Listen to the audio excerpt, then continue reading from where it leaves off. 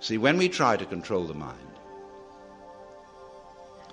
a lot of yoga teachers try to get you to control your own mind, mainly to prove to you that you can't do it.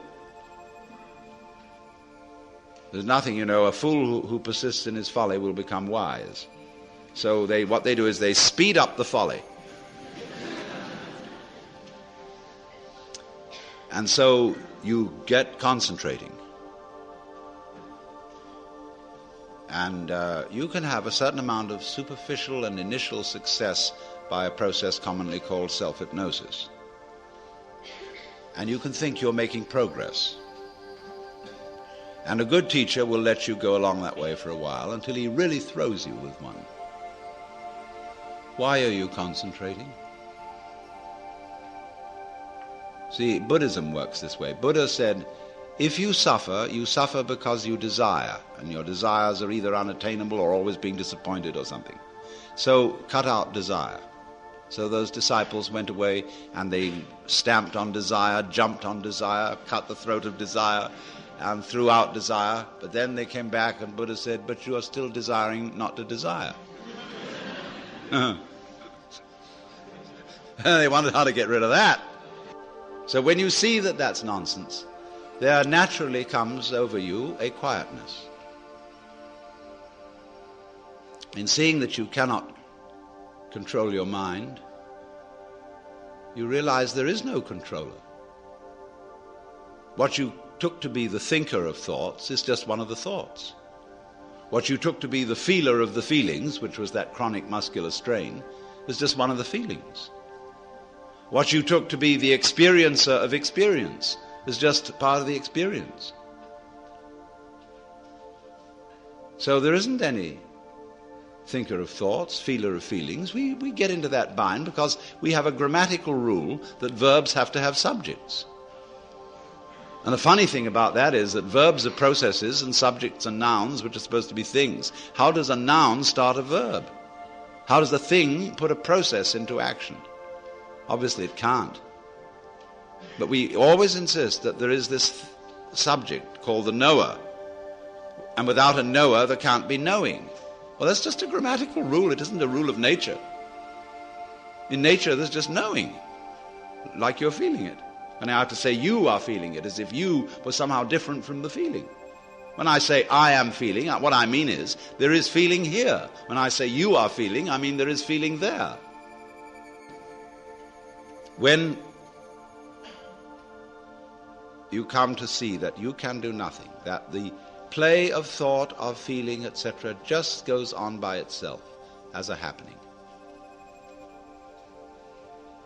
then you are in a state which we will call meditation. And slowly, without being pushed, your thoughts will come to silence. That is to say, all the verbal, symbolic chatter going on in the skull. Don't try and get rid of it, because that will again produce the illusion that there's a controller. Just it goes on, it goes on, it goes on, and finally it gets tired of itself and bored and stops. And so then there's a silence. And this is a deeper level of meditation. And in that silence, you suddenly begin to see the world as it is. And you don't see any past, and you don't see any future. You don't see any difference between yourself and the rest of it. That's just an idea. You can't put your hand on the difference between myself and you. You can't blow it, you can't bounce it, you can't pull it. It's just an idea.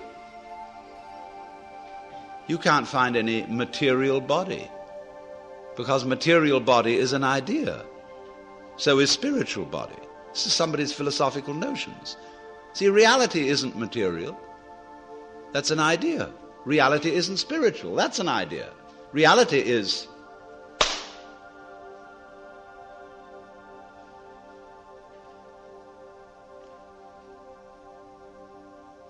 so we find, if I've got to put it back into words, that we live in an eternal now.